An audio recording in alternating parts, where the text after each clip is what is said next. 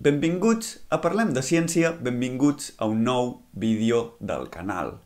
Temps enrere s'associava la bellesa amb les matemàtiques, amb la geometria, amb la simetria, i és per això que molts artistes incorporaven aquests conceptes a les seves obres.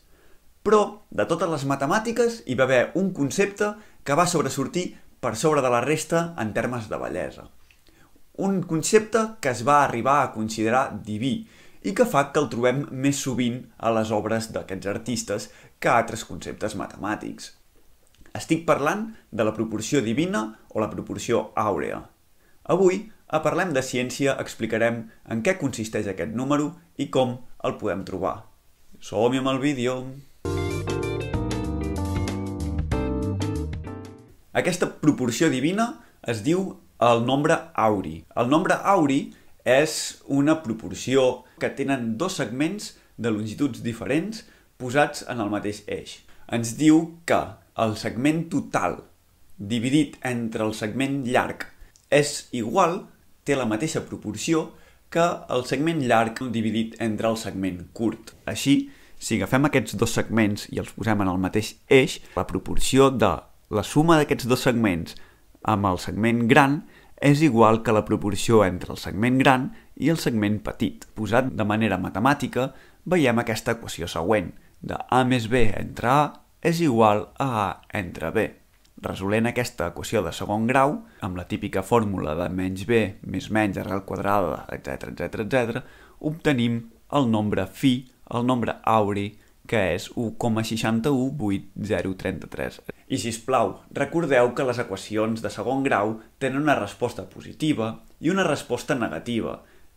#salvem les respostes negatives de les equacions de segon grau. #molt llarg. Però hi és, el que passa és que en aquest vídeo aquesta resposta negativa no ens interessarà i ens quedarem només amb la resposta positiva d'aquesta equació de segon grau. Així, aquesta proporcionalitat, aquest número, va ser el que molts autors, molts artistes d'èpoques anteriors van incorporar a les seves obres per tal que fossin belles, pràcticament divines. I no només es pot fer aquesta proporcionalitat amb una recta, sinó que hi ha altres maneres d'expressar-la.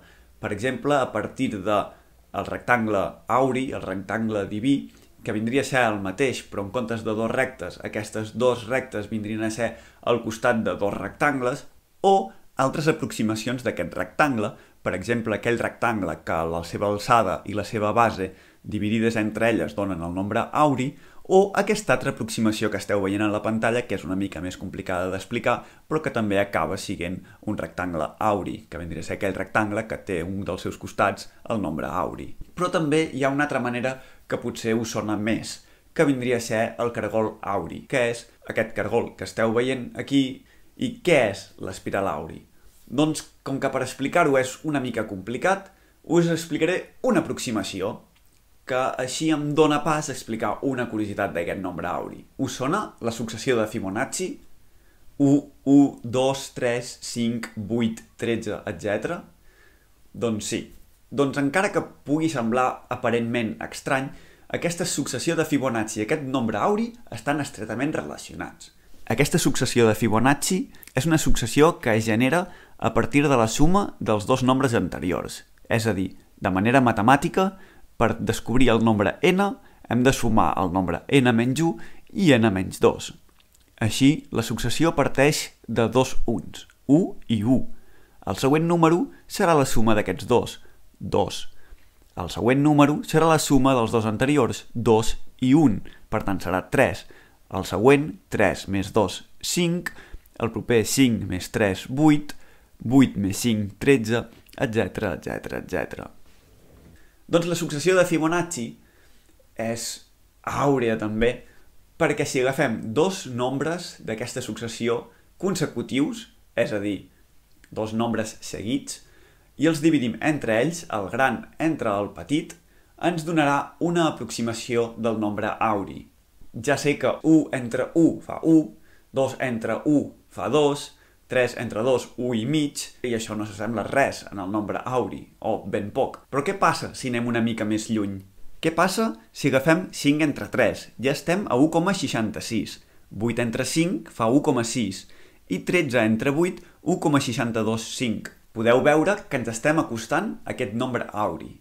Seguim endavant. Si anem una mica més lluny, veurem que 21 entre 13 fa 1,6153 i 34 entre 21 fa 1,619. Ja quasi hi som. Si agafem 1597 i el dividim entre 987, veurem com aquest nombre ja és 1,618034. Ja estem molt propers al nombre auri.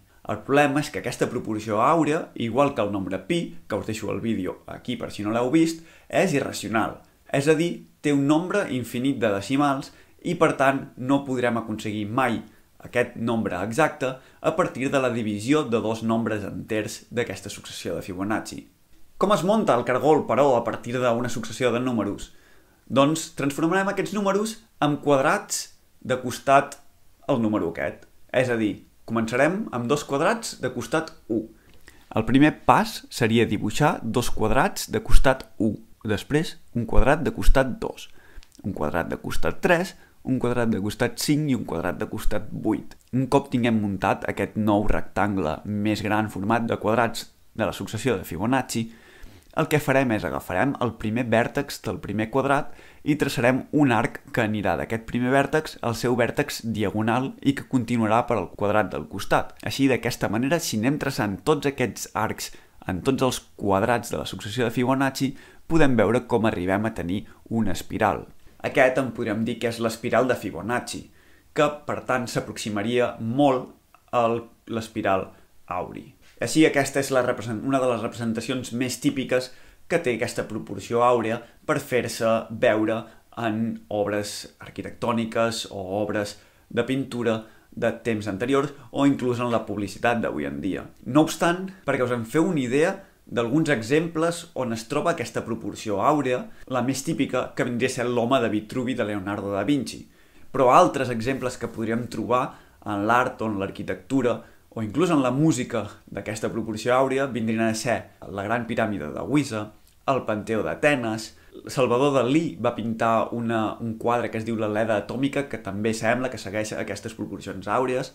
Les simfonies de Beethoven i les sonates de Mozart també tenen trams on es compleixen aquestes proporcions àurees.